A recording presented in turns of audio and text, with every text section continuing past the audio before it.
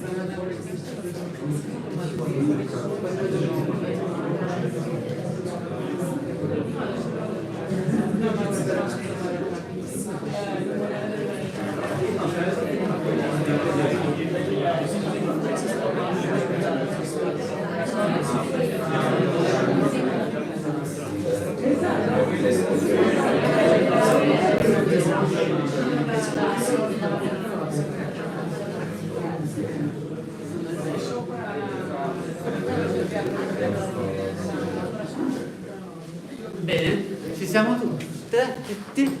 Sì? Ok. Well, thank you again for being with us this evening. And thank you, Lucilla, Barchetta, and you, Gandy, for this opportunity, this conversation. I'm gonna briefly introduce them. So, Lucilla Barchetta is a non-binary anthropologist and PhD in urban studies. Their interests intersect the topics of environment, multi-species health, and technoscience. Lucilla is the author of the book La rivolta del verde, Natura, Urbana a Torino, Agenzia X 2021, in which they delve into hidden history of Turin's riverside areas to reveal the intrinsic politicity of urban ecology. Matthew Gandy is a professor of geography at the University of Cambridge and an award-winning documentary filmmaker. His books include Natura, Urbana, Ecological Constellation in Urban Space, MIT Press 2022, Moth, Reaction 2016, The Fabric of Space, Water, Modernity, and the Urban Imagination, also MIT Press 2014, and Concrete and Clay, Reworking Nature in New York City, MIT Press 2002. He is currently working on zoonotic aspects to urban epidemiology as part of a wider conceptual framing for multi-species city. So, thank you for this conversation. We're gonna keep at the end like the opportunity also for you for questions and if you want to contribute. Yes, I would say that we keep the Q&A at the end, but if you are particularly inspired by any thoughts or question, please jump in, raise your hand, try to make yourself visible. And se volete venire anche qui ci sono dei cuscini, non potete usare.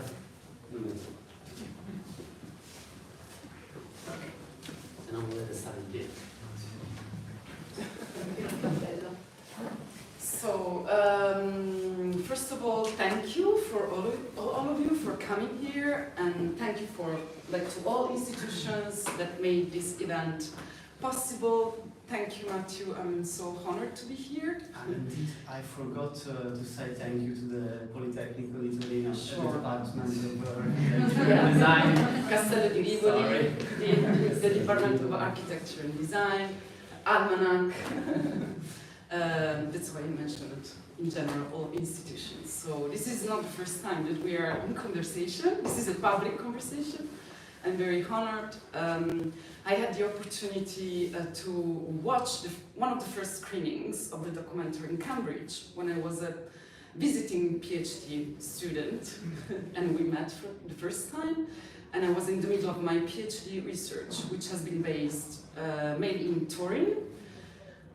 So it's an honor for me to keep this conversation, and I would like to start from the personal and scientific motivations that are behind this film. I know you know that Gandy has written extensively about cinema as a medium, but also cinematic representations of landscape and nature. And I want to mention here a beautiful piece on Red Deserts, the film by Antonioni, and your reflection on modern nature and landscape. So I'm curious to know what are the main, so why you choose Berlin as a site and why you choose this medium for this project. We know that this documentary came out of a research project, so yeah.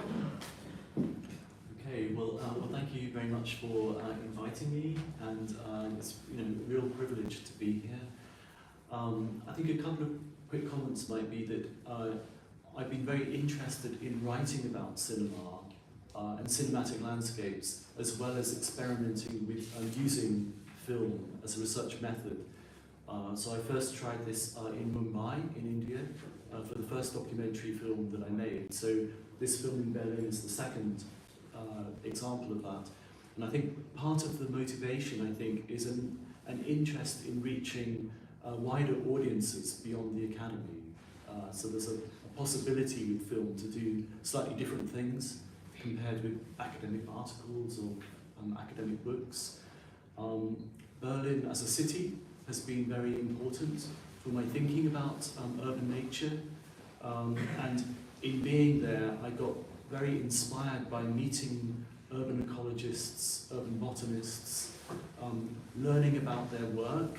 So I was a visiting professor at the Technical University with people like Ingo Kovarik and other people we see in the film. So I felt that I developed a certain scientific rapport, which in terms of interviews, it enabled people to speak very freely about their ideas and their passion for their work. So these different things came together in certain ways. That's great, thank you.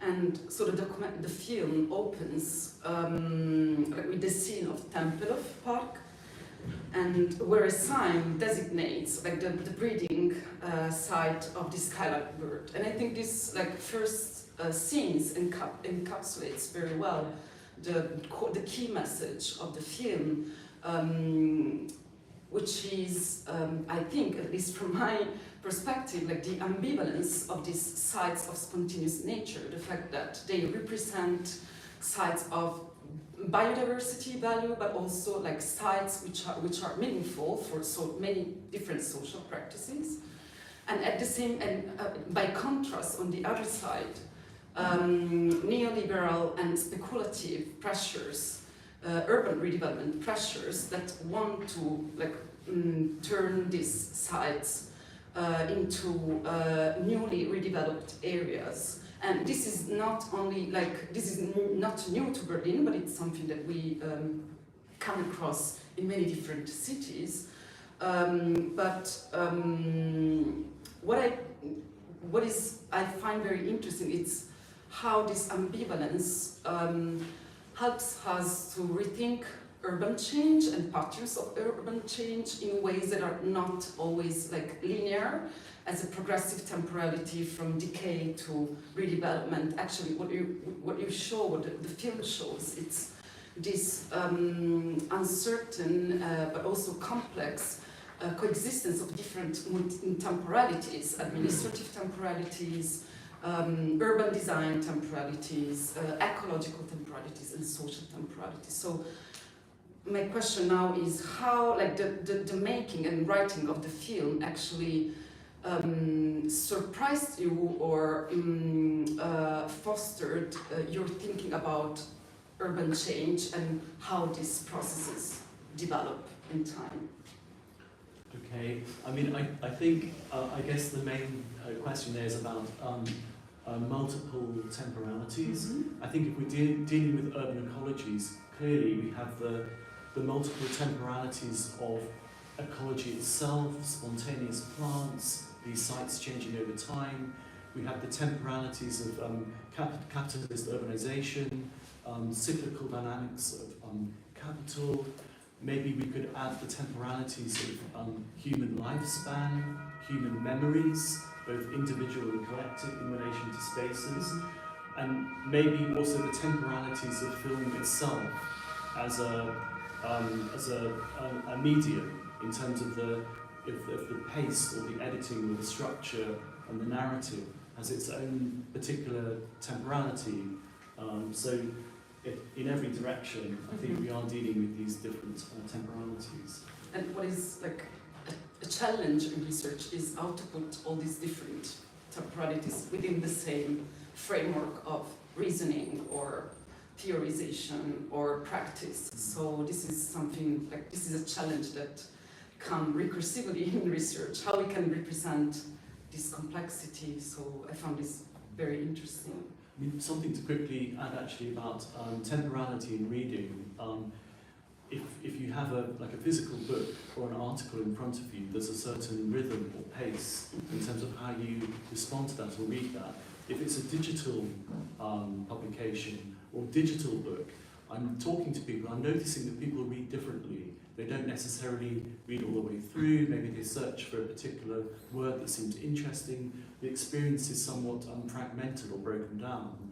But in a strange way, if you have people to gather together to watch, say, documentary film, everybody is collectively experiencing something at the same pace together, which is, in some ways, it's slightly unusual in the way that we actually experience these different artifacts. So, what I like very much is like the immersion, like the film in a way draws you in, which is like a common experience while doing research and fieldwork. When we do research in open spaces, you have this moment of getting in and into the place, and so I think it's very well done also in terms of the atmosphere that the film builds regarding this open spaces of nature. So another aspect which I find very interesting and which represents like a scientific interest to me as well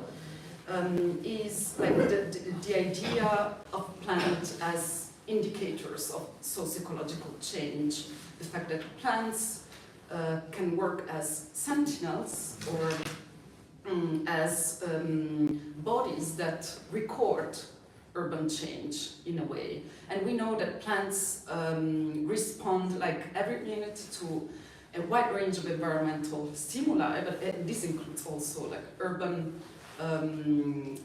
processes, like urban and anthropic processes as well. And this aspect is very interesting in regard to toxicity and in relation to heavily contaminated soil in urban environments. And this aspect, according to me, reveals another ambivalence, which I find very interesting. The fact that urban plants are site-specific, so they are so much influenced and shaped by the environment that surrounds them and to which they respond continuously. And so the idea that plants, but also urban natures in general, are shaped by localities. And no matter we understand these localities as made by plants, persons, or political aspects. And so the ambivalence regards the site specificness, context dependent, the fact that plants are context dependent, attached to a place, and they represent the place, and at the same time you bring in this concept of cosmopolitan ecology, which brings a different but complementary perspective to the site-specificness of plants, which is the idea that plants move and migrate, and they constitute this landscape that, in a way, can become like a common traits of many different cities, especially in the West, like talking about Western cities. So my question is, before going to the question, what is interesting about plants and what has been interesting to me is the fact that they allow us to look closely to cities, right? They allow like a shift of scale that it's difficult to, it's not difficult, but it's very inspiring to me. And so regarding this concept of cosmopolitan ecology, I want to, so my question is, if you could tell what this idea is and how how this is in relation to the contextual specificity of plants as well. Okay. Well, I think what particularly interests me is that each plant tells a story. So if we walk through an ordinary city street and we notice these weeds or spontaneous plants, that every plant potentially tells a very interesting story about the particular characteristics of that street corner, but also connecting to global history. And if we just walk through ordinary streets in Turin, we would find all kinds of interesting plants from all over the world. And that leads to this notion of cosmopolitan ecologies. And this is interesting because if you look at the history of vegetation science, particularly through the 1930s, you have this nativist obsession with delineating very specific kinds of cultural landscapes where plants that had a global origin were seen as unsettling these kind of nativist cultural landscapes. So through urban ecological research then, a very interesting challenge has emerged towards these existing tropes in terms of vegetation science, which of course is very ironic. When we think of the history of gardens over millennia, that these were always an attempt to showcase plants from around the world. Sometimes it was an imperial showcase in terms of demonstrating the power over plants in terms of global history. So from many different angles then, I would suggest that ordinary urban plants are a fascinating way to tell stories about the city. Definitely. And it's also a way to tell how important is the collaboration between disciplines in this kind of research. So in the book Natura, Urbana, there is a section titled Ground Truths, which I like very much because it's brings the idea that also soil, the ground of the city can tell many stories. And while doing this kind of research, another challenge comes when we have to coordinate different interpretations of different truths, of a different way of interpreting environmental change, especially when we want to connect vernacular, like common everyday perceptions or the perspective of citizens of environmental, on a specific process of environmental change, and we want to include or put that in dialogue with scientists, for instance. And this is always a challenge because urban nature can represent, as many other topics, a terrain of contestations between different epistemic communities, ways of knowing the same topic. So my question is, from your experience, what have you learned from the interdisciplinary collaborations that you have built over the course of this research journey, but also other research journeys? I would say that interdisciplinary research is very difficult, and I think particularly in the environmental field, as I mentioned in yesterday's presentation, I think sometimes there's a tendency towards a false consensus, a sense that social and ecological systems can be linked together very easily, but in fact I think we need to hold on to this notion of complexity, tension and difference between different sources of knowledge. Also though, from an interdisciplinary perspective, I think there are interesting possibilities to collaborate in the building of knowledge. And I've mentioned the term forensic ecologies and bringing different kinds of expertise together. So you might have botanists looking very carefully at global ecological assemblages. You might invite a forensic accountant to look into the corruption involved in land speculation, and the different sources of empirical knowledge could be brought together in articulation, and this would be a very different kind of urban ecology perhaps from some of the standard scientific literature. Yeah, definitely, and like from my recent experience, the most challenging aspect is when like environmental scientists meet with social scientists. So I had the opportunity to conduct like research in a laboratory for the study of plant disease and climate change. And what is interesting is that, how difficult it is to build this dialogue. You need resources, you need funds, you need time, especially time in order to open up that space to try to understand each other on very basic concepts, which can take different meanings according to the discipline or background that you have. And this lead us to the question of words, which I find very meaningful and interesting. For instance, in my research, I have been working on a specific expression, which is degrado, which can be translated as decayed in English, but it's not really the same. And what struck my attention was the fact that this word was used for so many different things. It is a word that it's used in policy documents or regulatory schemes in the management of urban space. It can refer to civic meanings, like civic values. It can refer to ecological processes of decay, also to infrastructural processes of decay. So I was very much interested in understanding who are the persons that use that word and who don't use it. And I find that you engage in a similar effort with the word brache, right? So it's interesting how the film also reconstructed different, the history of the word and the different meanings that the word has taken in over time.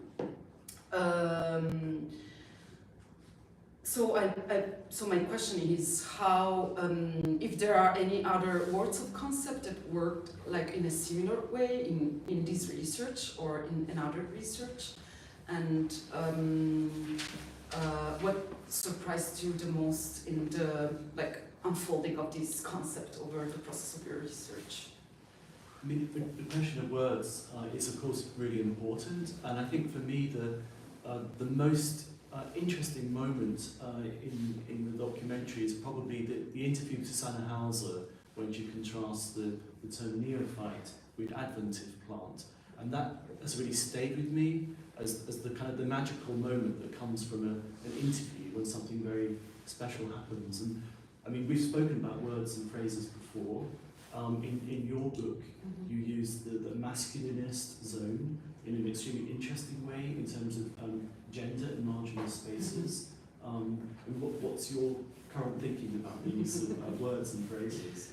Well, I mean, what I was interested in looking to, during my research, was how the use of language across different media platforms, but also in everyday discourse, influence also the perception of the space, and the fact that this area, especially for women, was seen and considered and perceived the areas where I've been doing research, which are post-industrial riverside areas located in the especially northeastern periphery of Turin, so the area surrounding the Natura river, but also Depot River is the fact that this area became perceived as very masculine, and the kind of sociality that I encountered during my fieldwork was dominated by these subjectivities. No matter I like crossed and walked like the urban allotments or open fields, for instance, people like hunting or foraging or fishing close to the area were mostly men. And that was a challenging time for me, and what can I say, that at some point I turned into like these very subjective experiences in sources for inspiring my thought about how the production of space was influenced by many different aspects. And so my effort was not to reduce the complexity of the work, but in a way I tried to keep it alive along the entire research. So this was a bit my effort, let's say. So another point which I find very interesting and has many interesting echoes and connections with the history of Turin is this kind of generational, like effect of landscape and botanical study within the city. I was very interested in knowing about how in the 80s, for instance, in Turin, different teams of architects, nature conservationists, environmental activists started looking differently at riverside landscapes in the city, and how this has built like an interest which has been translated in many different things, like policy actions, but also to renovate riverine ecologies in the city, but also how this has inspired many other researchers. And I was lucky to see this through my book as well, how many students got interested in knowing more about urban ecologies in Turin. So my curiosity was, other than Berlin, can you bring other instances or examples of other generational effects of botanical and landscape studies that relate to other cities that you have visited or that interested you particularly? I mean, just on the question of the generational point, I mean, in the film itself, there are actually 4 generations of botanists, pedagogically speaking, from Herbert Zukop, who is well into his 80s, to Sophie Teer-Schick, who's perhaps 20, 21. So we have these different kind of generations represented. And we can talk about a Berlin school of urban botany or urban ecology, but other cities as well have their own particular distinctive characteristics in terms of knowledge about ecology, botany, also pedagogic programs. I mean, what universities and design studios do is really also very interesting, the way that the ecological knowledge actually feeds through into concrete material spaces. So the Park am Geistreieck that we see in the film is actually related to the work of students who passed through the technical university. And I mean, for those of us here who are architects and landscape designers, I think it's very fascinating to think that these more abstract ideas somehow actually end up being part of urban space.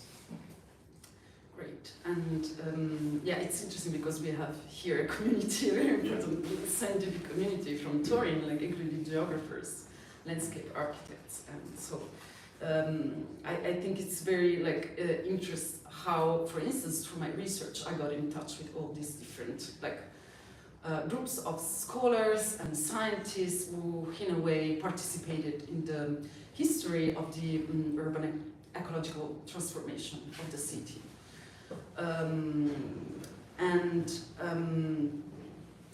Turning to the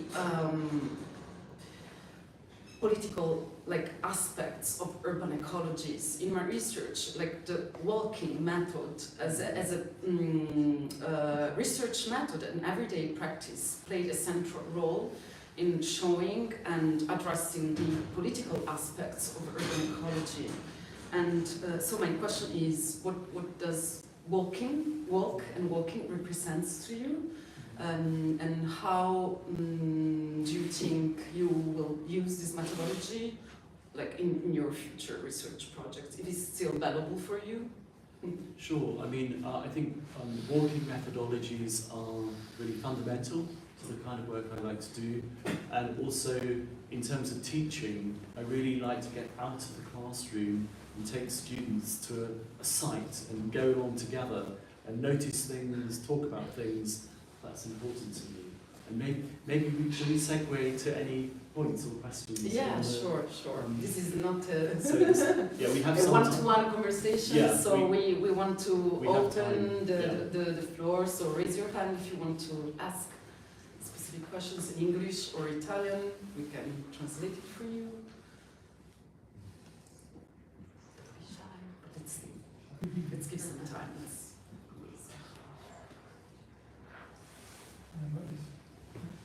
Maybe I'm strong with shots. Thanks for very much. My question is more about the last part of the film, about the question raising about the future, the changing of Berlin. My question is about the fact that Berlin has specificity and lose a lot of inhabitants and now have a pressure for housing pressure that changed massively the landscape of the city. And we could make parallel with maybe Turin that at some point it's a shrinking city, like losing inhabitants. So that's a great opportunity for urban ecology. And my question is, if a city has a high pressure, are we losing totally this context and the chance of making new possibilities? Because shrinking cities give possibilities, but developing cities breaking these possibilities. So, what do you think about this? Just to comment briefly, I mean, there's no doubt at all that the situation has changed dramatically in Berlin and many other cities, and that the kind of sites that I showed in the film are very fragile, vulnerable sites. They're often the first to disappear when the sort of land market begins to kind of pick up momentum. So a couple of points that come out of that is, firstly, that it's extremely difficult to protect these marginal sites of nature. So the Südgelände Urban Nature Park is just exceptional in terms of a different pathway in that case. The other point in relation to population growth and housing pressures, here again it's politically quite difficult to make the case to protect a site when there's an enormous need for housing. But what I did notice, of course, is that many of the new projects were luxury housing complexes, which were irrelevant to the pent-up demand for affordable housing.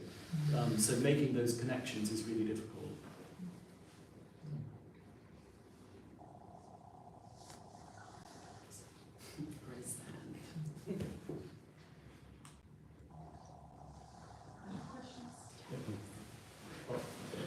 This is also a great film about the city. One thing that I really appreciated is the way in which you show to the film how the biography of plants can become a tool for telling, let's say, the biography of a city or the history of a city. And it is a fantastic tool because you really see the different temporalities. The fact that neophytes are measured in centuries, but you also have the short-term changes. So there are a number of aspects of the history of urban change and the history of city planning that become visible through the biography of plants and that are possibly less visible through other media. So that I found the narrative very effective. So my question is very basic, and actually, weren't you tempted to actually write this history of a city through plants? Because in the end, there are a few years between the film that you made and the book that we discussed yesterday, Natura Urbana. And Natura Urbana goes in a partly different direction, although Berlin is still there, a bit everywhere. But it's not a monographic book about a city like you did about New York some time ago. So you made a different choice. So the question is, weren't you tempted at some point to actually go monographic on this and really use Berlin as a testing ground for writing a plant-based history of a city or something like that? Yes, I mean, it's a really interesting idea. In fact, the book was well under production before I made the documentary, but books, for various reasons, take very long time to complete. And also, in writing books, I've tended to oscillate between different structures in terms of how to compose a monograph. So, yes, I mean, it could be, you could write a book about one city, you could write a book about one theme or material, or you could write a book that had a kind of conceptual structure in some way. There are so many different possibilities, but without doubt, I think there's a plant-based history that is waiting to be put together, I think, not just in Berlin, but for any city. I think it's a perfect entry point, I think, because you have this kind of double history of the geopolitical dynamic and then the ecological, and putting those two elements together.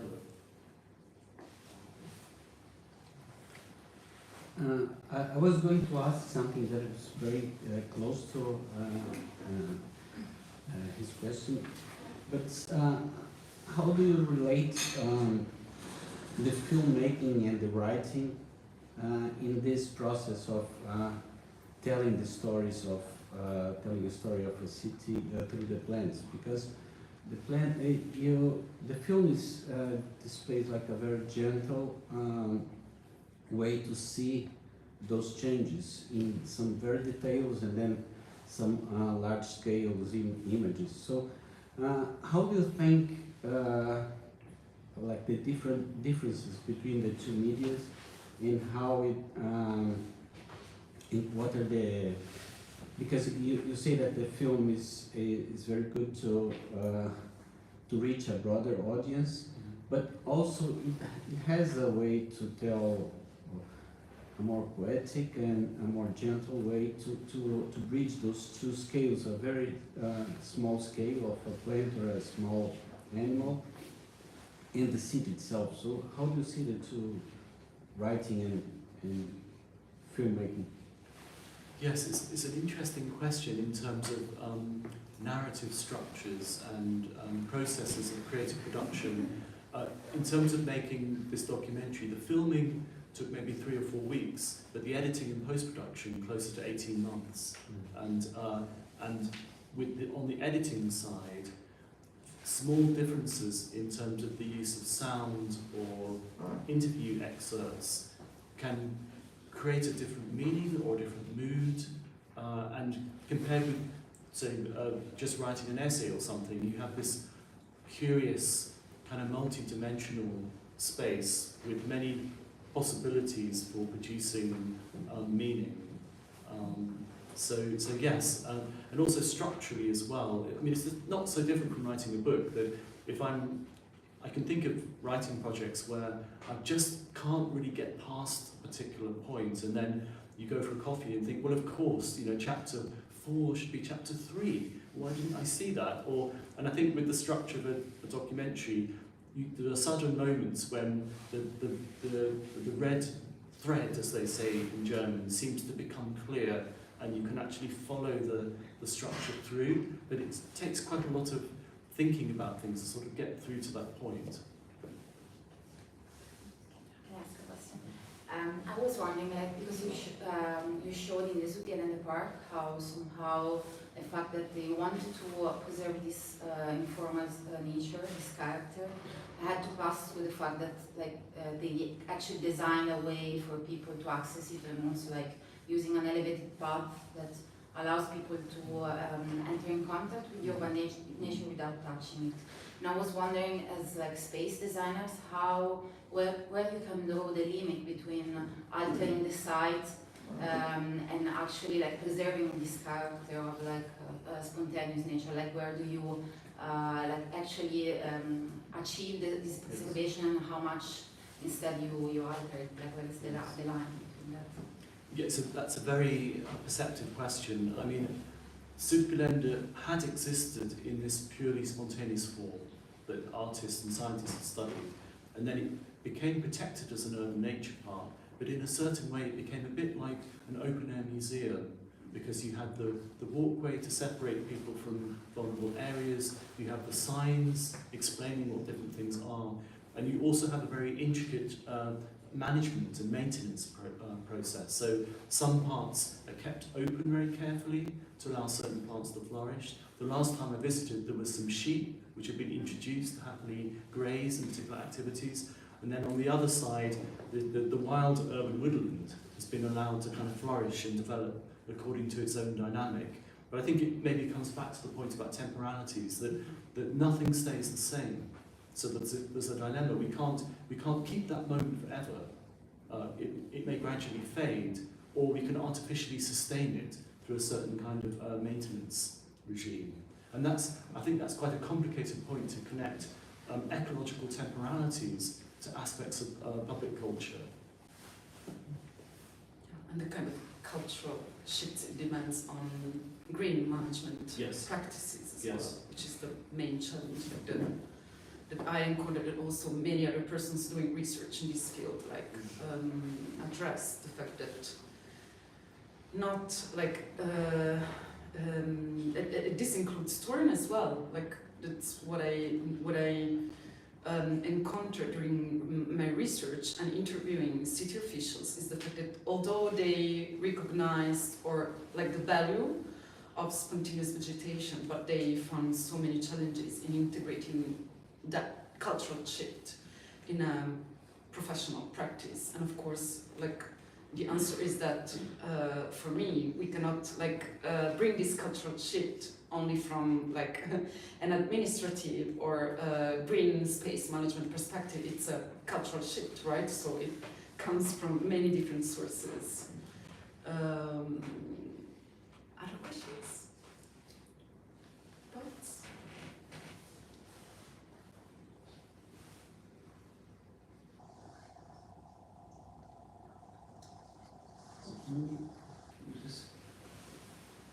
Looking also at the film and reading to the book, it seems to me that one of the problems of these marginal areas is that it's difficult to perceive them. Like you can pass close to a green area, to a green part, and you don't see that there's something happening. You don't perceive it. So one question I wanted to ask is, how do you, if you link, and how do you link your work with the need of a broader perception, of a sharpened perception, with the vision, with the smell, with the taste and touch and so on, if you see this kind of link?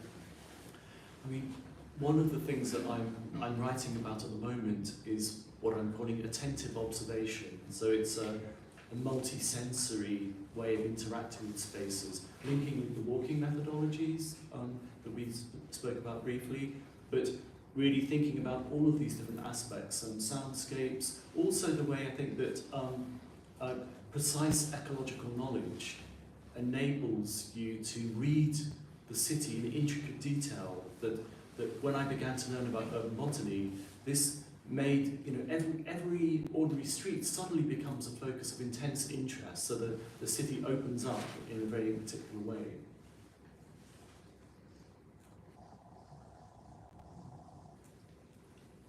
I guess we're getting quite near to dinner time.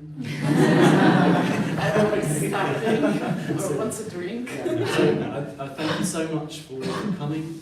It's been great to be part of this event. Thank you.